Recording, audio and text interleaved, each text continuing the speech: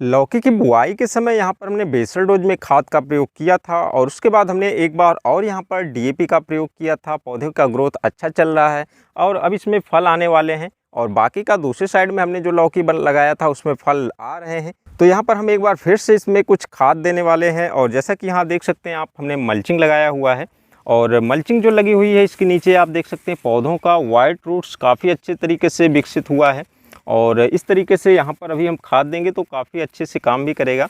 और इस साइड में तो जो मल्चिंग लगी हुई है ये थोड़ी छोटी है क्योंकि हमने 2 फीट की मल्चिंग लगाई हुई है।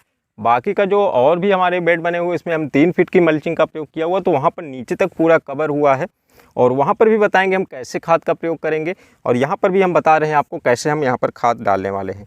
यहाँ पर आप देख सकते हैं जो हमने खाद लिया हुआ है इसमें हमने एसएसपी लिया हुआ है, सागरिका लिया गया है, डीएपी लिया गया है, इसमें कुछ सल्फर बेंटोनाइट्स भी हैं और इस तरीके से इन सब खादों का मिक्सचर हमने तैयार किया हुआ है और इस खाद का प्रयोग हम यहाँ पर करने वाले हैं। किसान भाइयों, यहाँ पर जैसा कि हम मल्चिंग को उठा सकते हैं, यहाँ पर कवर हट सकता है, तो इस तरीके से हम यहाँ पर इस तरीके से खाद का प्रयोग करेंगे। और आगे भी यहाँ पर क्योंकि इसमें हमने जो मल्चिंग लगाया हुआ है छोटी मल्चिंग है और इसकी जो जड़ें हैं यहाँ पर नीचे दिख रही हैं, तो इस तरीके से हम यहाँ पर खाद डालने वाले हैं।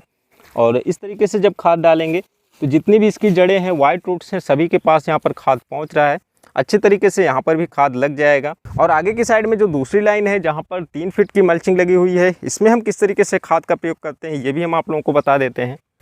आप इस साइड में देख सकते हैं यहाँ पर जो मल्चिंग लगी हुई है ये नई मल्चिंग नहीं है, पहले इस मल्चिंग का प्रयोग तरबूज खरबूज की फसल में किया जा चुका है।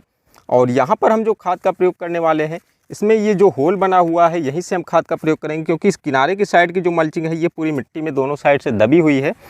और यहाँ पर हम जब खाद डालते हैं तो इसके नीचे से कुछ इस तरीके से हाथ डालकर खाद को इसमें दोनों तरफ से, हर तरफ से इसको फैला देते हैं। और इस तरीके से जब यहाँ पर खाद डाल देते हैं तो यहाँ पर जो इसके कुछ जड़ों के पास, मेन सेंटर के पौधों के पास भी खाद रहती है और चारों तरफ फैल जाती है। और जब यहाँ पर बरसात होता है तो कुछ पानी इस होल के माध्यम से भी अंदर जाता है, तो खाद धीरे धीरे घुलकर नीचे भी पहुँच जाता है। तो इस तरीके से हम यहाँ पर खाद का प्रयोग कर रहे हैं और इस वाले में भी इसी तरीके से हम चारों तरफ खाद को छिटक देते हैं। तो हमारा ये तरीका है, हमने इससे पहले भी ऐसे ही खाद का प्रयोग किया हुआ है, पौधों का काफ़ी अच्छा ग्रोथ चल रहा है। और अक्सर जो नए किसान भाई हैं मल्चिंग को विदाउट ड्रिप पे प्रयोग करने की बात से ये पूछते हैं कि इसमें खाद आप कैसे देंगे। तो इसमें खाद देना काफ़ी आसान है, क्योंकि जब आप खुले में खाद डालते हैं, जैसा कि हमारा ये जो बैगन लगा हुआ है यहाँ पर आप देख सकते हैं, इसमें भी हमने खाद डाला है काफ़ी, ये भी करीब 50 दिन का बैगन हो चुका है। और इसमें यदि हम खाद देते हैं तो हम कुछ इस तरीके से यहाँ पर खाद डालेंगे और फिर आगे का जो है इस तरीके से। तो क्योंकि ये जो बैगन है पहले इसमें निराई हुई थी, गुड़ाई भी हुई थी, लेकिन उस समय मिट्टी यहाँ पर हम नहीं चढ़ा पाए थे और फिर से यहाँ पर बरसात होने लगी। क्योंकि जो हमारा मिट्टी चढ़ाने का कार्य है हम लगभग सभी कार्य अपने टिलर से ही करते हैं। टिलर से हमने जुताई किया था, लेकिन इसकी जड़ों के पास घास बची रह गई थी, तो यहाँ पर हम उस समय मिट्टी नहीं चढ़ा पाए थे। फिर से यहाँ पर लगातार बरसात हो रही है और हमारा टिलर भी कुछ ख़राब हो गया था और अब टिलर बन गया है। और जैसे ही यहाँ पर जुताई लायक होता है, जुताई करके हम यहाँ पर मिट्टी चढ़ाएँगे। और क्योंकि यहाँ पर मल्चिंग नहीं लगी हुई है, पॉलीथीन नहीं लगी हुई है, मिट्टी चढ़ाने के बाद भी यहाँ पर इसी तरीके से घास उगती रहेंगी और जितना भी हम यहाँ पर खाद देंगे उसका 25 से 30% खाद तो इन घासों के माध्यम से एब्जॉर्ब हो जाएगा और इन्हीं घासों के माध्यम से यहाँ पर कीड़े भी ज़्यादा आते हैं। तो इस तरीके से आप मल्चिंग का प्रयोग करते हैं वो आपके लिए बेहतर रहेगा। और यदि आप यहाँ पर खाद की बात करते हैं, मल्चिंग लगी हुई है ऊपर से, तो यहाँ पर हम जो भी खाद देते हैं वो अच्छे तरीके से इसमें कवर रहेगा और इसके जड़ों के माध्यम से इसमें एब्जॉर्ब होता रहेगा।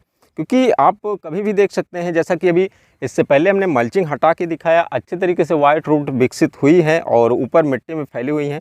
इस होल्स के माध्यम से भी अंदर देखें तो यहाँ पर आप देख सकते हैं ये जितनी भी हैं ये सभी वाइट रूट्स लौकी की हैं। तो इसी तरीके से इधर भी, यहाँ तक भी इसकी लौकी की वाइट रूट्स ये सब पहुँची हुई हैं। तो आप इस होल से भी यदि खाद देते हैं तो वो भी इसमें अच्छे तरीके से काम करेगा। तो मल्चिंग में खाद देने का जो सिस्टम होता है, थोड़ा सा यहाँ पर आपको मेहनत की ज़रूरत पड़ेगी, क्योंकि आप हर पौधे के पास पहुँच के और झुक कर इसमें हाथ डाल के आपको खाद देना होता है। तो थोड़ा सा समय ज़रूर लगता है, लेकिन यहाँ पर खाद का मैक्सिमम यूटिलाइजेशन होता है। 100% तो नहीं कह सकते हैं, क्योंकि थोड़ी बहुत खाद तो बर्बाद जाती ही है, हर तरीके से जाती है। कुछ पानी के माध्यम से बह के बाहर चली जाती है और कहीं ना कहीं से इसमें जो कुछ खरपतवार कहीं उगे रहते हैं वहाँ पर भी जाती है। तो आप इसमें मैक्सिमम यूटिलाइजेशन इस तरीके से मान कर चल सकते हैं खाद का यहाँ पर होने वाला है। तो ये तरीका काफ़ी बेहतर है, मल्चिंग का प्रयोग बिल्कुल करना चाहिए। यहाँ पर शुरुआत का जो कंडीशन होती है, शुरुआत में जो पौधे होते हैं यहाँ पर आपको कीटनाशक दवाओं का प्रयोग नहीं करना पड़ेगा, क्योंकि उस समय यहाँ पर कीड़े नहीं आते हैं। और यदि शुरुआती अवस्था में पौधे में आप कीटनाशक का प्रयोग कम करते हैं या नहीं करते हैं तो पौधा बिल्कुल स्वस्थ होकर चलेगा, क्योंकि वो उसके पास कोई उसको तनाव देने वाला नहीं है। और जब भी हम कीटनाशक का प्रयोग करते हैं तो पौधा एक तरीके से तनाव में आता है। तो किसान भाइयों, अभी यहाँ पर जो खाद पड़ी हुई है इस खाद को हम इन पूरे 7 लाइनों में डालेंगे और इस तरीके से आज यहाँ पर हम खाद डालने वाले हैं। तो हमारा खाद देने का ये तरीका आप लोगों को कैसा लगा कमेंट बॉक्स में ज़रूर बताएं। वीडियो अच्छी लगी तो लाइक करें, दोस्तों में शेयर करें और एक नई वीडियो के साथ जल्द ही आप लोगों से मुलाकात होगी। तब तक के लिए नमस्कार।